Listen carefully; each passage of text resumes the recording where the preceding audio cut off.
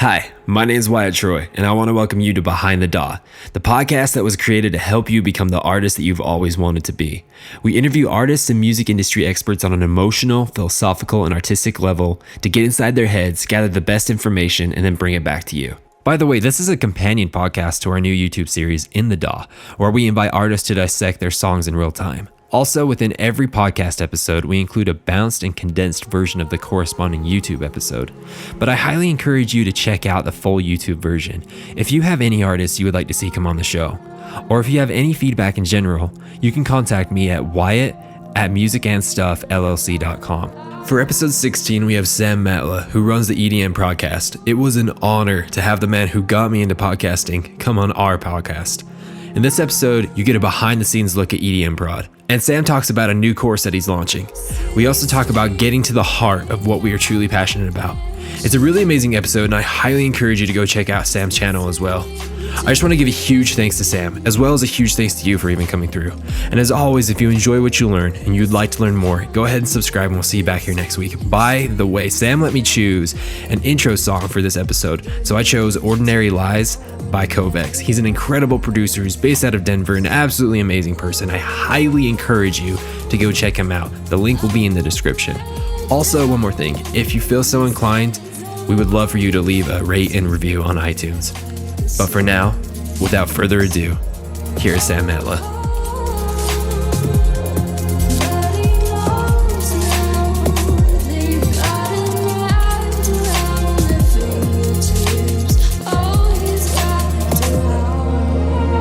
I just want to welcome everyone to Behind the DAW. This week we have the man, the myth, the legend, Sam Matla from the EDM Prodcast. How you doing, Sam? I'm good, man. I'm really good. How are you? Dude, I'm doing fantastic. This is a dream come true. I mean, not even a year ago I started listening to your podcast, and here I am sitting in the guest bedroom of my house interviewing you. So this is something else, man. How's things going, man? What's going on in your life right now? I'm trying to sleep more. I'm proud of you. Prepping for a new product launch in like 2 weeks. Things are good, man. Moved back down from Auckland to near Wellington, which is another city in New Zealand, and it's been sunny all week. I can't complain. So for those who don't know you, I'm assuming that quite a few people do, listening to this podcast. I'm sure they kind of made their way over from your podcast. But for those who don't know who Sam Matla is, let's get a little bit of a background. The short version, around the age of 14, got into blogging and music production at the same time, and tried to set up quite a few businesses. Didn't work, they failed. But throughout my teenage years, I'd been making music, like spending all my time on it pretty much, apart from the blogging and skateboarding here and there. So first year out of high school, I was 17, and I sat down one day. I was running a blog about productivity, personal productivity. I sat down and I was like, you know what? I can't see myself doing this for the next 12 months. I love music. I want to do that. Sat down with my parents, had a chat with them. They were like, well, okay, we can support you for 6 months, but we're not just gonna give you money forever. And it's like, cool, which was a good thing, because if they had just given me money continuously, I would have become complacent. So the whole idea was to put all my time into music production and make it as an artist. But within 2 weeks, that kind of mindset shifted very, very quickly. And I can't remember exactly what contributed to that, but it might have been a combination of watching the Armin van Buuren documentary and hearing that Skrillex play like 300 shows in a year. And I was like, you know what? I don't actually want that kind of life. I don't think I could handle it. I don't think it's for me. I like to be home. I want to have a family. I want to be able to see my kids grow up. And so I made the kind of half-conscious, it was subconscious and conscious decision to not pursue that. What happened on that day that I decided to go full-time in music, I also decided that I'd run a blog on the side to make some money, because it takes more than 6 months to make it as an artist. And so within that 2 week period, everything kind of switched. And instead of spending like 8 hours a day on music, it was 8 hours a day on the blog and then a couple more hours on music. That was about 4.5 years ago now, the initial point. And EDM Prod has grown ever since. It's a full-time thing. Got a team. Oh, a team is two of us working, a few other people involved. Been super fun, man. Like, it's been a journey. What is the mission of the Prodcast right now? So, it kind of started out as a backup plan, but now it's kind of taken full force in your mind. So what is the mission now? Is it just to inform artists, or what would you personally say the podcast was designed for? The website and the podcast, I mean, it started out with articles for the first 2 years, and that's what really built the business. The podcast came after that. I think one thing I'm really passionate about and extends beyond just music is clarification, because there's a lot of information out there. Music producers don't struggle with a lack of information. They struggle with a lack of clarity, or they don't know what to spend their time on. And so unintentionally, like looking back, what I did is kind of just aggregated that information and put it into ways that it was simplified, I suppose. So people would know what to focus on, when to do it, and so on and so forth. And so that's kind of one of my goals with the website and the podcast is like, let's cut through the noise and let's figure out what's really important here for people to focus on. Yeah, and the second thing is like with the podcast, I don't go in with much of a bias. I try not to, at least. And if you listen to the podcast, like if you listen from episode 1 to 73 is the one that's going up soon, you will hear contradictory advice and you can't avoid that. And so in a way, you've kind of got to wrestle with these concepts and ideas of, should I be focusing on quantity or quality? Should I be doing this in my sessions? Should I be, trying to build my career this way? Should I market before I'm ready? So on and so on and so on. And you have to wrestle with that yourself, which I kind of like, because there is no cut blueprint approach to music production, to all of this. So part of it is, getting ideas out there and then also kind of clarifying those ideas as well and giving my own personal take on it. What I got from that was what you are doing, what the mission of the website and the podcast is that the information that you bring isn't anything new. The information is, well, maybe a little, some of the things are new, but most of the information that you're bringing is already out there somewhere on the internet or in the industry, but you're taking it, you're spit shining it a little bit, making it easy to chew, so to say, and then throwing your own spice on top of it. Is that kind of what you're doing? Yeah, you could say that. Going into that with the podcast, tell me, what has been some of your favorite podcasts on the podcast, and why were they some of your favorite ones? I really enjoyed chatting with Joey Suki. He talked about his life. He was a world touring artist, collaborated with Hardwell, doing it big, and then he burned out and realized that the DJ life wasn't really for him, and now he's a professional artist coach. That was a cool story. I really like, there's so many, man, but both interviews with my good friend Bertie Vogt, very smart guy, very meticulous. If you know him, if you listen to this and you know him, you'll know what I'm talking about. But those two interviews, I think, are jam-packed with practical value and advice. I would love to hear a little bit more about this new course that you guys are launching. Tell me a little bit more about that. Yeah, so Build Your Artist Career is a course made in collaboration with someone I just mentioned, Joey. And the biggest reason for that is Joey is awesome, but also I'm not going to teach a course on how to build a career when I haven't actually done it. I've seen people do it. I've helped people do it. So I know a fair bit. I haven't done it myself. So I wanted to work in collaboration with someone else. It's a 4-week program, launches. Enrollment opens on the 13th. It's a 4-week program. Week 1, you learn how to design what we call an actionable artist plan for your career. So how do you set goals, systems, a vision that will help you get up every day and feel excited to work on music, on your career, and so forth. Week 2, networking. How do you become a powerful networker? How do you network online, in person? We give strategies for that, help you set up a dashboard. Week 3 and 4 are all about getting your music heard and building your audience. How do you convert listeners into fans, and then you graduate. It's a pretty intensive course. It is self-paced, so if it takes you longer than 4 weeks, that's cool. That's the gist of it, and it's called Build Your Artist Career. It's available on the 13th at buildyourartistcareer.com. Dude, that sounds amazing. So tell me, do you have in the near future or in the future in general, do you have any aspirations to have, I guess you would say, a traditional music career, or has the podcast and the teaching life kind of stolen your heart, so to say, and then you kind of find your passion in that? Yes, to the last part of your question. Earlier on, there were times where it's like, maybe I should build a career. And it would be easier to do now. I think that there's a platform there and I've got the network, but it just doesn't appeal to me. It still doesn't. And I think some people assume that I'm kind of sitting there resentful that I couldn't do it. And that's totally not it. I've actually never really tried, I've never really put all my effort into it just because I don't want to. I just really don't. And I'm not saying it's bad. I don't want anyone who is wanting to do that feel like pursuing an artist career is bad. I think it's awesome. I think it's fantastic. I do think though that more people should think about what they want, in the sense that it because it is a traditional approach and it's a common approach, some people kind of like Joey fall into it and then realize that it's not for them. And you can save yourself a lot of pain if you set up your career in a different way. If you love producing but you hate performing, then you can build a career that revolves around that. Maybe you're producing for pop artists, or you could be a ghost producer. We're not going to get into that debate. It is a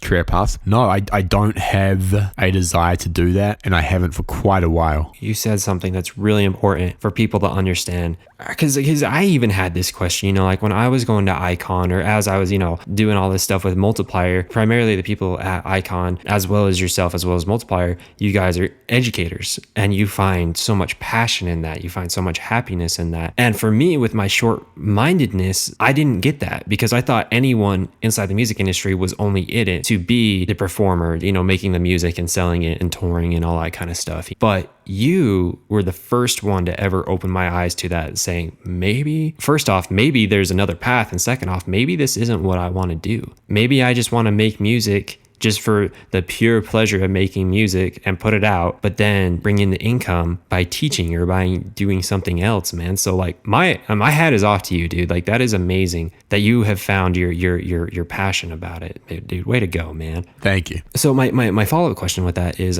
do you personally, maybe, removing the idea of being a touring producer, or a touring DJ or a famous producer or whatever, do you personally still make music though? Not as much as I used to, and this is something that I want to fix. I think it's so easy for me to get weighted down by the demands of the business and neglect music production, and that is definitely something I want to change. I'm working on that, man. Do you still feel a need to create music? Yes and no, in the sense that I've never really had just a singular passion. And I was talking about this on the interview I did prior with Sarah. He interviewed me. I think it can be dangerous to have a singular passion to the point where you rely on it for your happiness, because there's some things you can't control. Like if you say, I'm not going to be happy unless I have a career as a world touring artist, that is a dangerous mindset to be in, because there are variables there that are outside your control. You could become deaf. Like that's unlikely, but it could happen. And what are you going to do? I have quite a few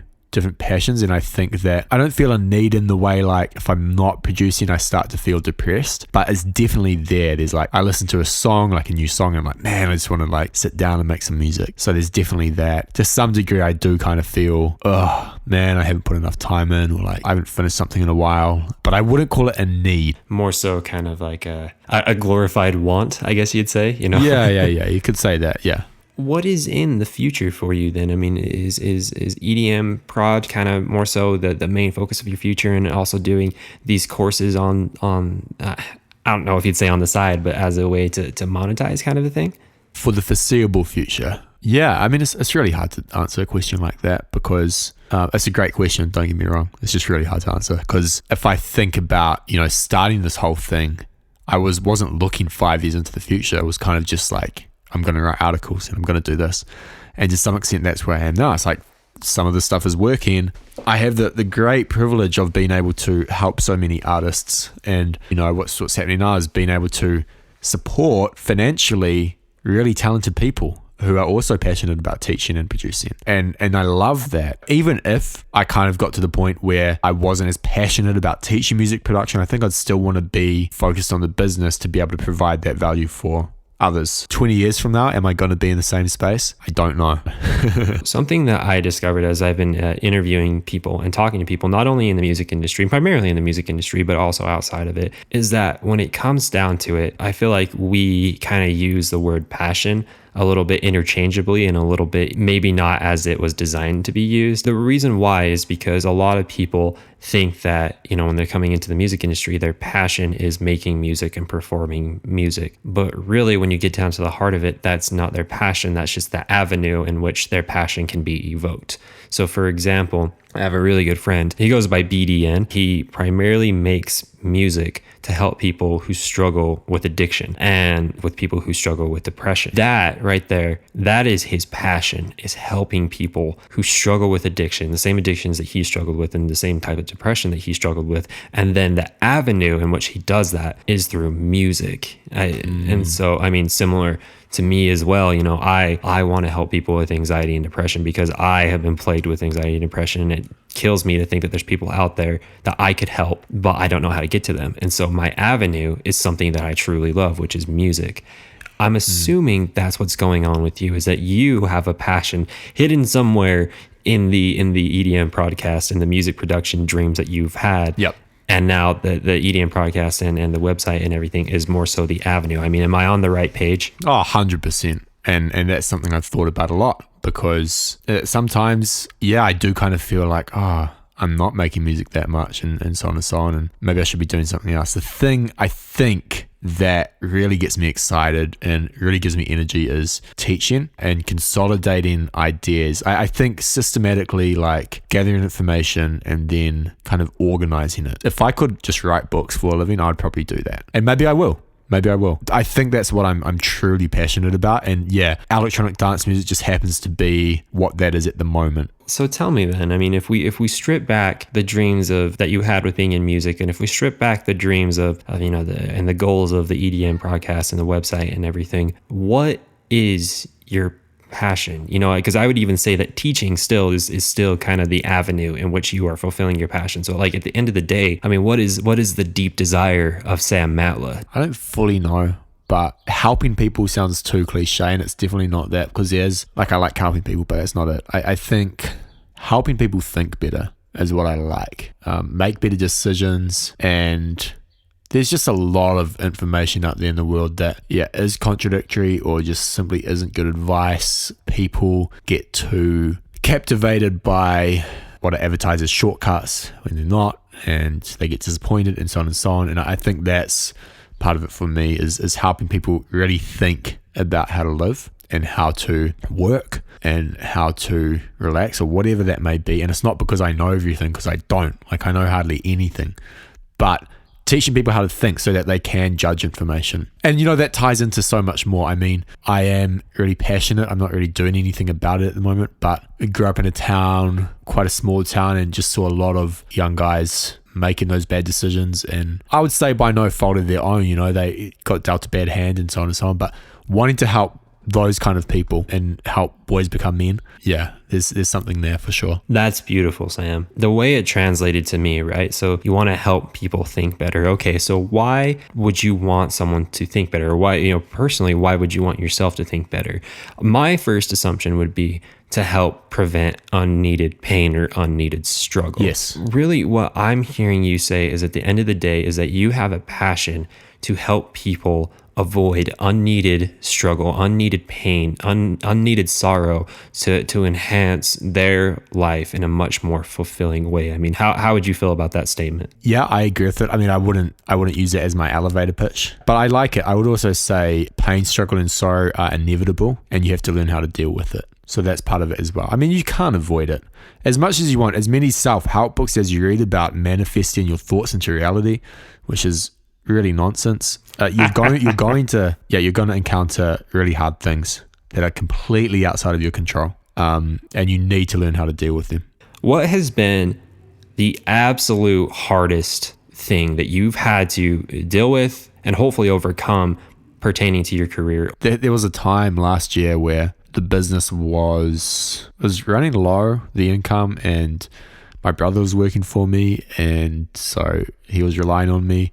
Also had an intern at the time, and hit a pretty low point, but the business did, not me. I haven't faced a huge amount of struggle, or maybe I have, but I just kind of block it from my memory. That was hard. This year has been pretty difficult with the workload increasing. I can't pinpoint a specific moment. I think that a lot of the hard stuff came before EDM Pro as a whole, in the sense that, I tried for so long to start up a business and failed. That can be discouraging when you try so hard, and you can start thinking that maybe it's not possible. And I was pretty close to that, and EDM Prod was kind of like the last attempt, and it's like, I'll just get a job. Jobs are awesome as well. Like, don't get me wrong. There hasn't been a specific crisis moment for me. I'm sure there will be at some point. Inevitable, but nothing that's it's kind of been like a slow movement towards getting on this path, as opposed to I woke up one day and I was like, I need to make changes. It was just kind of like a gradual inclination or movement, with the help of so many people, my parents and mentors and so on and so forth. I mean, that's been awesome, and I'm so grateful for them. That kind of blows me away, because this is funny, because when I started listening to your podcast and was just absorbing the intense amount of information and wisdom that was coming from it, I remember very specifically having the thought, man, if I was in Sam Matla's shoes, I would be doing so good right now. And so to have you on my podcast and you telling me that there was a time last year, probably when I was listening to the podcast, that you were just like, man, what if I don't make it? I have had, so far, I'm 22, I've had a comparatively easy life. And that is a blessing, but I know that it's not, like, I know that that's not life. And of course I don't expect the next 22 years to be like that. I've never really been depressed. I don't have any health conditions that bother me. Yeah, I've made stupid decisions and so on, but irreversible. Last year when that happened, wasn't like a dark period in my life. It was kind of like, oh, the business is not making money, let me fix it. I just remember walking into my brother's room. I was like, hey, here's what's happening. I'm gonna get it sorted. Like, I'm just gonna hustle. I'm so grateful for the life that I have. It's not been hard. I don't want people to get that impression because that would be dishonest. On two different fronts. So one was on the concept that I was talking about. But still, someone that I looked up to, you. Still, I mean, to some extent, you still struggle with, or I don't know if you do now, but to some extent, you struggled with self-doubt, even when you were in the midst of what I would consider great success. I think that's important to note, that self-doubt, I kind of feel like it never truly goes away. You can only push it away for a time. And by your good decisions and by like good habits and everything, you can keep it at bay and keep it away. And then the second thing that I wanted to really say that was amazing is your work ethic, man. And this is something that I've always been really inspired by you. I see some of the things you post on Facebook and everything, and obviously a lot from the EDM Prodcast. You have an amazing work ethic. You're incredible, dude. You're very dedicated to what you want to do and what you want to achieve, and you're willing to put in the work, and you're not, you know what I mean? You're like, oh, I need to build a mountain. Cool. I'm going to build a mountain. I'm not going to complain one time. You know what I mean? Like that's the Sam Matla, and I look up to you, man. Like thanks, man. Absolutely, dude. Like that's you do good, man. You do really good. But thank you for clarifying that. That was very manly of you. Of course. This brings me the deepest pleasure to be able to ask this question. You're on a desert island. Oh no. And you have your laptop, and you can only have 3 plugins. What would those 3 plugins be? Serum, native effects are included. Of course. Valhalla Room reverb. I don't know if this would be it, but I love the supercharger compressor from Native Instruments. Oh, that's awesome, Use it dude. on pianos and just sounds awesome. All right, so that's what you got. You got Serum, you got Valhalla, and you got supercharger compressor. That sounds pretty amazing, dude.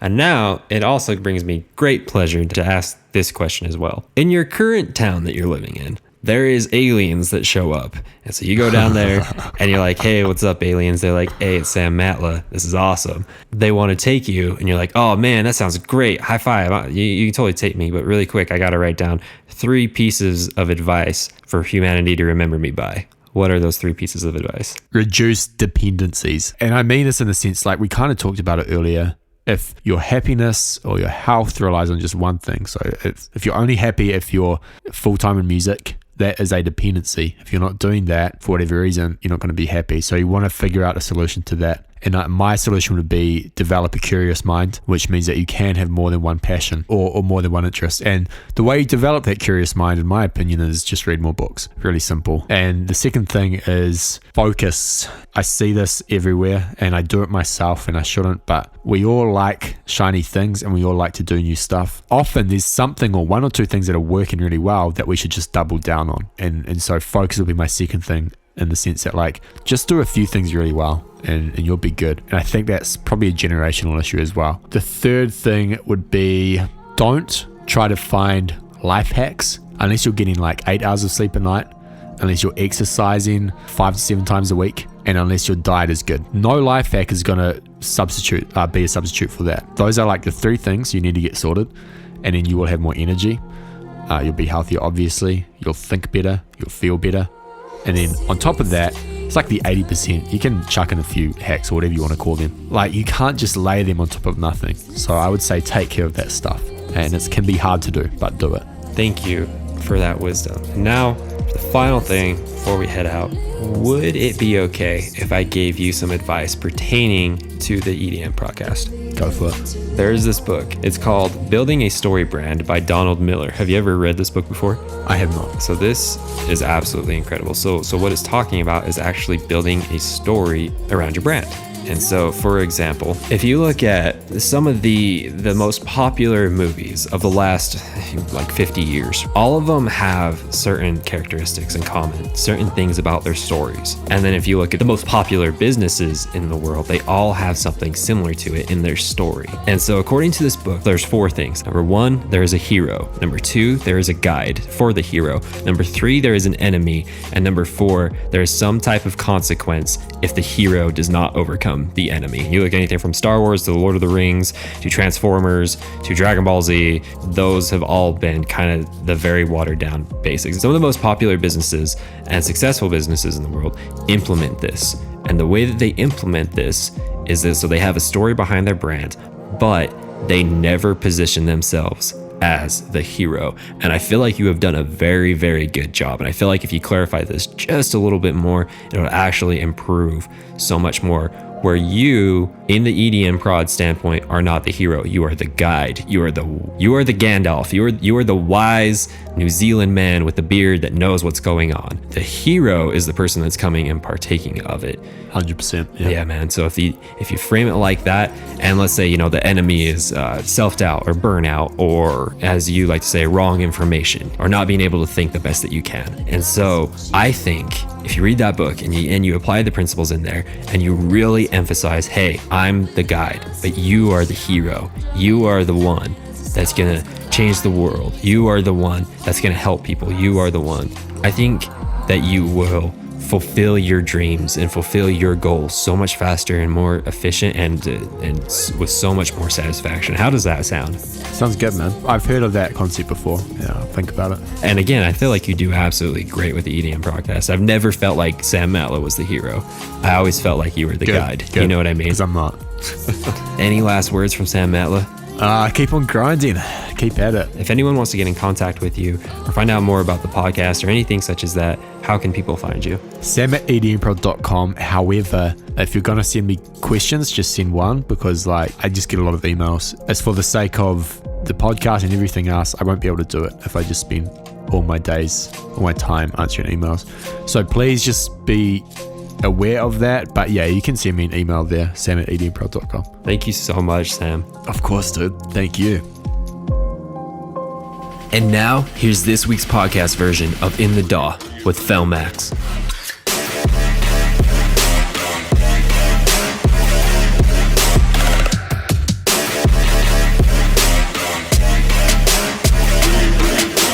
In the beginning, I think there's war drums. Am I right? Yes, let me see. So I'm missing the drum here. As you can see, it says drum 2. But for the most part, when I do use those crazy epic drums, I mainly get them from here. All right, so I have this sample pack here I downloaded a year or 2 ago, which is basically like movie Mad Max stuff. And it has really just like epic drum loops like this.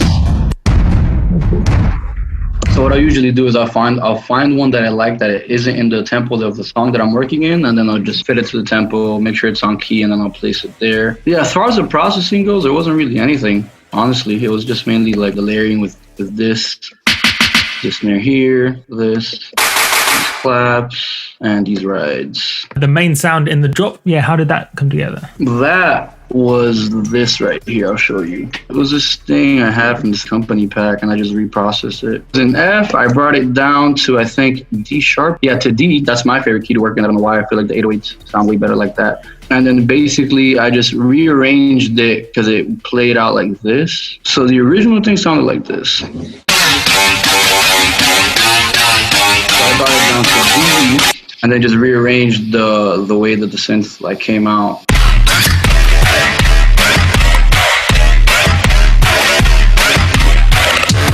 And the processing on this is, I have a camel crusher. I always put camel crusher British clean. I'm sure you guys know all about that. Some EQ, sausage fattener, but I don't even have that on this computer, so it's probably not even open. I like to use the effector on FL. I like to use it very, very subtle in the sense, depending on what it is. What I would normally use is the vocoder. I really like the vocoder on here. For the most part, I guess everything comes from the camel crusher. For people who don't know, I'm assuming most people will know what camel crusher is, but for those maybe who are just first, getting into it. What does Camel Crusher do, and why is this particular setting your favorite? It's like a compression, distortion. It's kind of like the Songwriter. If you use FL Studio, you know what the Songwriter is. The way I see it, it's like the Songwriter, but like better. I like to use it on British Clean, to be completely honest. I forgot who it was that told me, but they were like, yeah, you got to get Camel Crusher, British Clean on everything. And I tried it and it works. And when I ask around, when I ask my producer homies if they use Camel Crusher, they all use British Clean. So I forgot who referenced it to me. Some random producer dude in Miami called Resna. When I first started producing, he was I used to make like house, and he was making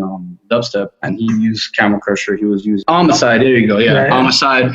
Do you put Camel Crusher on everything, or is there only certain elements that you put it on? I'll mainly put it on synths. I'll never put it on a kick. I'll never put it on an 808. I'm not saying it's wrong to do that. I'll never put it on a bass line. I'll never put it mainly on like things that I feel need to be brighter. I use it to widen things, to make it brighter, to make it sound like not so muffled. I'm not super familiar with FL, so are you sidechain compressing that? And I suppose, yeah, if so, how does sidechain work in FL? Do you have to route into a separate channel? Or? The way I do my sidechaining is very unorthodox. I don't know. I've never seen anybody do it like this. Basically, I could be wrong here, but the way I do it is whatever I'm sidechaining, I'll just automate the volume to go from like up and down. And then when I do that, I feel like I have more control over the way that the sidechaining goes. Like if I wanted to like curve here, I can just, curve it here. And then if I want this one to be different from this one, like I can just move this one, make this one unique. And then, But yeah, that's how I do my sidechaining. I basically just automate the volume to go from low to high. Because I'm pretty sure that's what sidechaining is anyways, right? Yeah, exactly. So when you're doing that, you're automating the actual fader,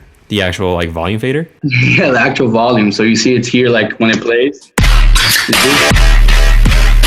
So right there's the automation clip, and then I'll just do the side chaining. So question with that then. So like later on, if you're mixing, if you go to mix the volume, I mean, does it, because you already have automation on there, does it mess with it? You see what I'm saying? Not necessarily. Also, the way I do my mix downs, like I'll do everything internal here on FL. I'll mix it down to this song.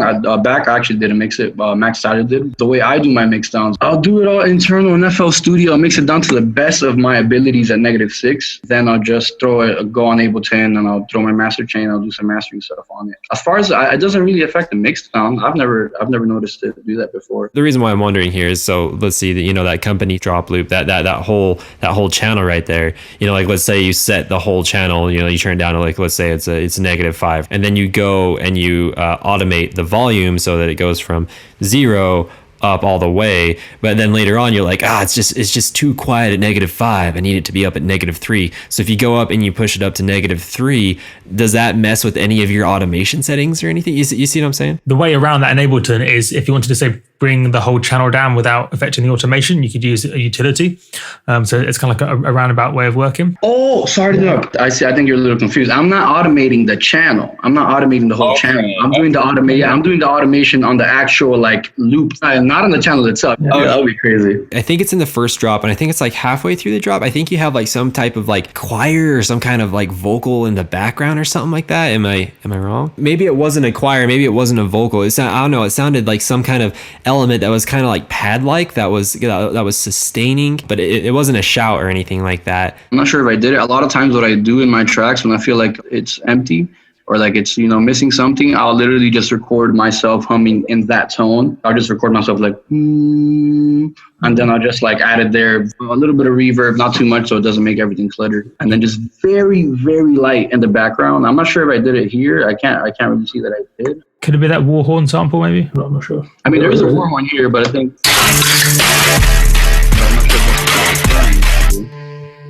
I think that's actually what I was hearing. Can you solo that out? Yeah, it's just a Cashmere war horn. That's it. That's what I was hearing. This in literally almost like all my tracks. I love the Cashmere pack. It has really good like I like to make stuff that's like epic and like Mad Max sounding. Obviously, Contact is great for that, but Cashmere does have a lot of good effects. Like I'm sure you guys have seen like a raccoon and like bee. Like who else has that? Definitely. I'm pretty sure that, especially that exhaust effect from Cashmere, I think is one of the most useful samples, like I feel like the last few years. How would a track like this come together? Did you start off right in the main drop section? The way that I work, I like whether I'm using a sample or a synth or Serum or Massive or whatever it is, the way I work, I like to just hear a sound that I personally like, and that triggers in my head a whole drop.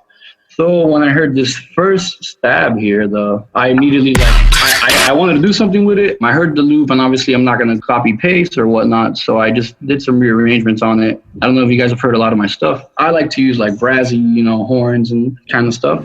And this song, this lead here, I felt like it was brassy, but not like your typical brass. So the way I started was I heard the loop, did the rearrangement on it. This thing I hear, this little thing right here, it makes the whole drop. So I made this, then I made the percussion. There's a lot of little things. There's a lot of like little random like. Then I go and I gather the little filler things,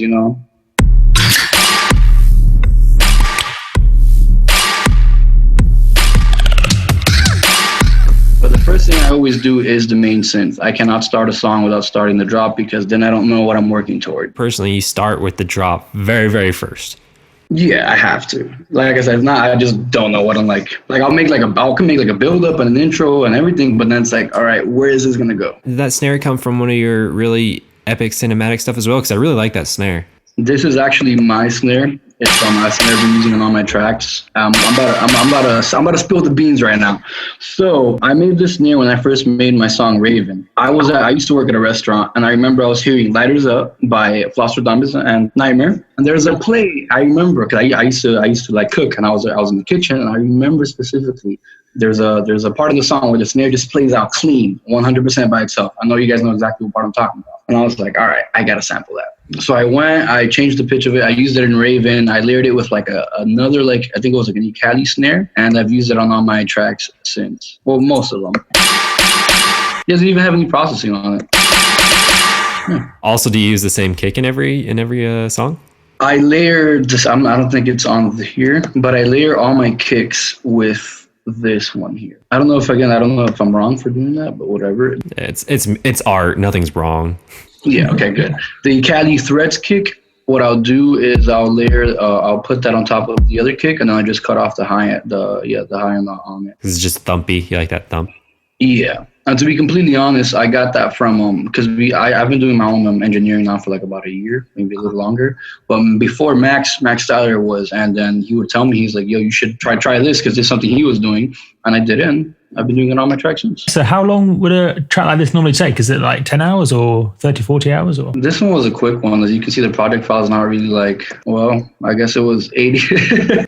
Oh, dang. I didn't realize it kept track of time. That's so cool, man. Oh, yeah. Ableton's slacking, man. Ableton has to get on that. Yeah, to be completely honest, though, I really don't think this was 83 hours. I'm pretty sure it was like another project, and I was just messing around, and eventually it came to the final, to what it is now. I'm 100% sure that I did not spend 83 hours on it. All right, honestly, that is a pretty cool thing that FL has going for it. The way I like to work, whatever the root note is, I'll just, obviously, I'll make the 808, whatever the note is. So this is in D, so 808s are in D, and then here, if you're referring to how it's like, how they're not all the way like this, I like to do that just because I feel like when the 808s are playing together, or any bass, even if it's a sub, if it's like just the whole way through, it's I don't know, I don't like it. I feel like when there's gaps, it gives it more bounce to it, and it gives it more, more of a bouncy feel. That's why I always like to use gaps. I'll never like to just like I like to and then cut it with the snare, And another thing that I do all the time too, I'll have the first 808 play out, and then it'll cut off when the snare comes in and whatnot.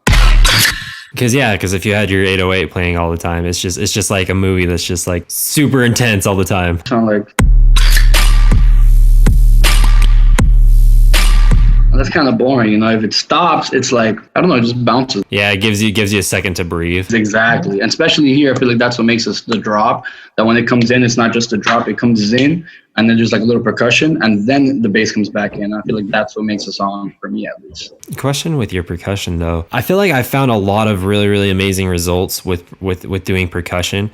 If I basically find something that's so off the grid, so groovy, and just kind of like throwing it in there and making it work with things that are on the grid. Do you find that you're doing the same thing, or is like all of your percussion just basically straight on the grid? I don't like to have my percussions where you expect it, because when it's expected, it's like if you expect, for example, like at the end of like every 4 bars there's a little thing. Yeah, everyone does that. But if you go and you throw it in here and there, I feel like it adds more flair to the song. It adds more elements, more stuff for people to listen to. The average listener, like that, a listener won't necessarily pick up on, but there's more stuff going on in the song that's entertaining. Now to producers, obviously you hear, you know where the percussion is, you know where everything's at. So you mentioned you used Ableton to master? Yeah. I started, I got into Ableton probably like 8 months ago, maybe 9 months ago. I've been producing for like 7 years. I started on Reason.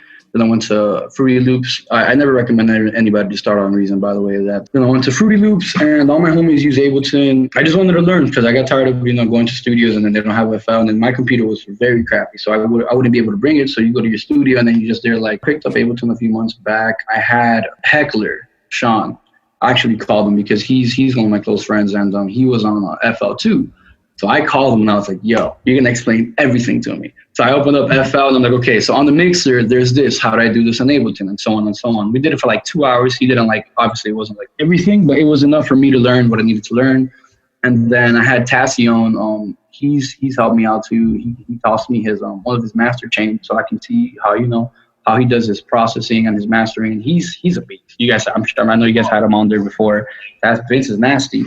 So yeah, so that's basically how I do the mastering and whatnot. Here's the reason why I moved to Ableton. And I do when I do sound design, I do my sound design on Ableton because in FL Studios, if you look, if I want to go and I have serial mode, in Ableton, if you want to automate the rate, you click on it and the line comes out. Yeah. In FL Studios, I have to go to current projects, generators, find serum. I got to find wherever serum's at. Then I got to find what this is called on this Dropbox drop down menu, and then right click, then create automation clip. That's why I was like, yeah, I think FL Studio is definitely better as far as song structure. Because like you can just make your patterns. I don't like to use patterns, but there's people that do. But you can just make your patterns, and it's just like all boxes. It's literally all boxes. I feel like that's something you necessarily at least I can't do on Ableton as far as song structure. So now the way I work is I'll go into Ableton, I'll make something that I like, that I think would be cool.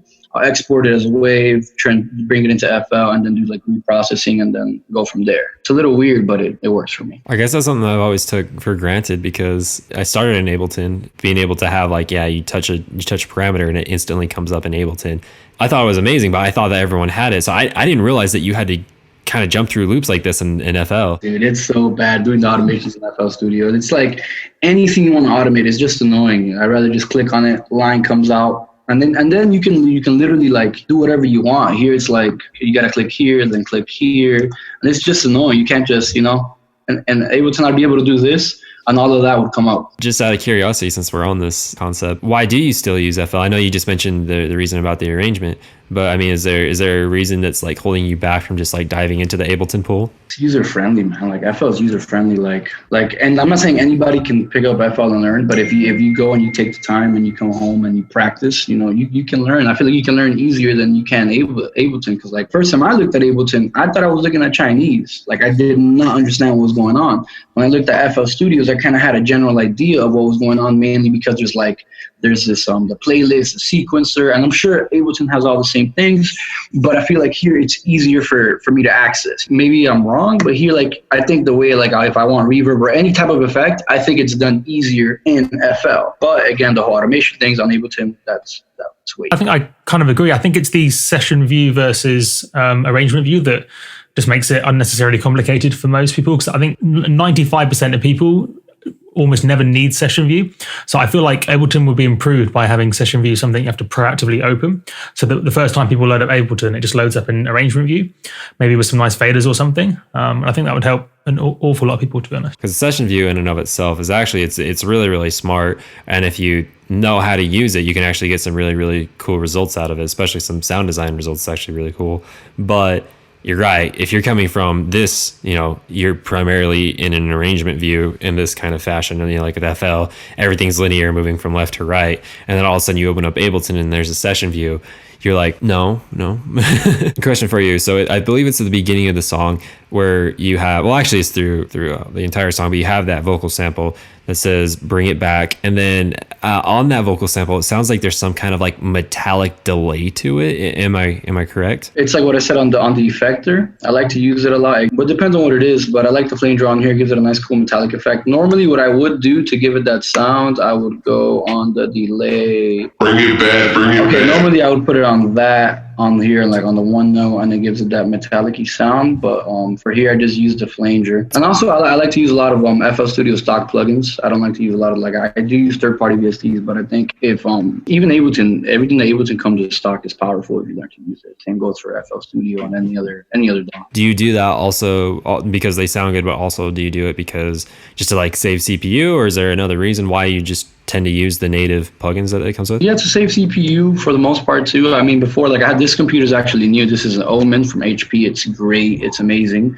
Before, I was producing on this breaking thing from 2007. What would you say was the most difficult part of this track, or did it come together quite easily? The most difficult part for me in the song was definitely the percussion. I'm not a lazy producer. I've been a lazy producer before at times where I'm like, okay, I know I could do this and this to make the songs, but it's like, you kind of just like, I don't know, it's kind of lazy on my end. And for me, it was basically getting the percussion, everything to get it to sound how I wanted it to sound. I think that's probably the hardest part for me, to make like to get the little filler stuff going. Because I've been like, before this, I was very basic. I wasn't trying to do anything too crazy. I don't know why. Definitely the percussion was what it was for me. After this song, I started getting into like I used to hate doing intros and outros. After I did back, I loved doing intros and outros. I don't know why, but definitely these little bad boys. Bring it. There's a bunch of like little random stuff. There's these little shouts here too. Let's say you woke up tomorrow and basically everyone forgot that you released this song, and so you're like, cool, I'm actually going to release it again. Is there anything that you would do differently about this song? Oh no, yeah, I would. If I could go back and change all my old stuff, I 100% would. I feel like I've definitely, in the past year alone, I've picked up a bunch of things on production, and I've worked with a few people. Like, I've been able to sit in the studio with Five Finger Death Punch. I've been able to sit in the studio with Heckler, with people like, for me, Sean, he's one of the people that like I could learn a lot from, because his sound design is nuts. If you hear his stuff is crazy. But I definitely would go back and just change a few things on it, make it more modern, way better intro. Just out of curiosity, I mean, what would be something that you would change, and how would you change it? The intro, I would definitely make it more melodic. Before, on all my old tracks, all my intros were basically, like I said, not that I was lazy. I don't want people to think that. But before, what I would do was, okay, I have my drop. Because remember I said I start everything with a drop. I have my drop. So my intro would basically be me taking the drop apart and then slowly bringing it all in, go to a build-up, and then the drops. Now I'm just like, I don't want to do that. I want to make like the intro, brand new sounds, something completely different from the drop. That's probably what I would change, is go back and make the intro a lot more melodic, more listener friendly. Even though the song is great, the song I still play. I think the song it bangs live. You get over some of the stuff. Like, I'm sure a lot of producers aren't too fond of their old music. Was there anything you did in this track that some people might call technically incorrect, but worked in the context of this song? I feel like I'm not like very technical with certain things, like the way I sidechain. I feel like that's incorrect. People are like, I've worked with people and they're like, why are you sidechaining? I'm like, I mean, it's the same thing. Besides that, no, not really. And then again, maybe it's because like I feel like in music, like I did take a music production class for my first time, and I learned the first rule was there's no rules to making music besides the obvious basic rules. So with that being said, sometimes when I feel like, okay, maybe this is wrong, like I don't know, like putting a vocal compressor on a kick, even if it doesn't matter if it sounds weird, like if when you hear it's like a vocal compressor on a kick, that sounds weird. But when you play it sounds good. That's all that matters. Would you like to have our feedback on your song? Oh yeah, of course, by all means. I love feedback. How much do you love your brass hits, like your big brass hits? I cannot. I put out like 3 brass songs, right? And I go on Reddit. And I see people like, oh, this guy doesn't make anything but brass music. And I'm like, okay. I released a bass house record, not even to switch it up, just because I like to make all types of stuff. And then the same person's like, oh man, I wish this guy would go back to the brass. So as of now, I hate the whole brass thing. I hate like you're entering the phase where it's like the brass hit was cool, but now you're kind of moving away from it. Yeah, I've been moving away from it. I don't want to be a brass guy. Somebody else could be the brass guy. Cool. Okay. So the reason why I bring it up is exactly the reason why you're saying it, is just because it is like the brass hit, like it sounds really, really cool, you know, but it's kind of been beaten half to death. And so that is really like my main thing about this, is that I loved the sound design, and obviously I love songs like this. You know what I mean? I go to the gym and just like thrive on these type of songs. You know, I need these type of songs. I don't know if it's just something culturally or just something that I'm just so used to now. But like when I do hear the brass, it's almost like instantly I'm like, you know what I mean? Like I feel like, you know, you're a smart guy, you're a great producer. And so I feel like you could fill that brass void that you have now with something else. And it can still like kind of act as that downbeat, you know, like super strong, really beautiful texture thing that just like smacks you in the face. I mean, do you agree, or what do you feel with that? 1000%. Like the brass thing was cool, and it's like that's the thing. A lot of people have done it. Anybody now. Here's the thing. When I first started doing my first brass track, which was DAW, I made that song 3 years ago. There was no Cymatics brass. Now anyone can go download a Cymatics brass, and it sounds good. I'm not hating on like it sounds great. So now I'm kind of just like I don't want to do that. It's simple, and it's like I like to challenge myself as now I like to challenge myself as a producer and as an artist. I'm at a point now where it's like it takes me before I would 6 songs in a matter of like 2 weeks. I can't do that anymore because now I have higher standards for myself. Now I have I want to push it. I don't want to make another brass track. I don't want to do that. And I think it's important to note though, if your answer was no, I actually really, really love that would have been okay too, because, you know, I don't want you to not do brass music anymore and make these brass things just because of like culturally or because of outside influences. If you yourself love it, if you love the sound of brass hits and everything, then you have a responsibility to yourself to do that, because that's truly what you love. But if it's kind of like, you know what, it was okay, you know, like I wasn't against it, but you know, it was all right, it was cool, I did it, but now I'm just like, just not feeling it anymore. That's okay too, dude. You just need to stay true to what you feel and what you want, and not worry about what other people want, basically. All that matters is that your content with your content, that you're happy with your music. It doesn't matter if you send it out for promos and no label picks up on it. You know, if you go to sleep at night and you're happy with the music that you're making, that's all that matters. So like me, I didn't stop the brass thing because it was like a cultural thing. It was more like, all right, I gotta challenge myself. I want to make more cooler sounding music than just brass stacks. You said something in there that was really cool. I've actually never heard that before. You have to be content with your content. Like, that's cool. That's nice. Yeah, so I suppose in terms of feedback, I literally couldn't spot anything that I could really say negative about the track. So it's purely one way I think that could take it to the next level, just purely based on my own preference, is almost to add more story to it. So if you listen to most of Knife Party's tracks, for example, even like their most like banger tracks, there's still a little bit of story to it. Sometimes more story than other tracks. But I think that's a really good way of standing out in a genre like this, because while yes, I put this in like the highest category in terms of quality for tracks like this, there are literally thousands, or not, maybe not thousands, but there are hundreds and hundreds of equally good, amazing tracks. So I think having a bit of story, even if it's just like a really small amount of the track, I think is a really powerful way just to take it to that next level, and also make it more memorable and kind of give it more of a long-term long tail. Whereas like sometimes if it's purely a really good track, then it's great for a bit and then it kind of dies off. But if it has that kind of story element, then at least in my eyes, it kind of hangs around for years and years and years. Yeah, that's just, as I said, purely to my own preference, but I think it could be a really cool way to take it to the next level. No, and I definitely agree with this, which is why I said the whole thing about like the intro, like what you said, but like making a story, not just like before how I said I would do the drop and then basically I would get the drop, deconstruct it, put in the intro. That's not a story. That's just the same thing the whole way through. Yeah, I agree 10,000%. You know, adding more elements at the song, like something that plays in the song for just that one part and doesn't play again, stuff like that. You know, I feel like that would definitely make it. I agree. Bring it back.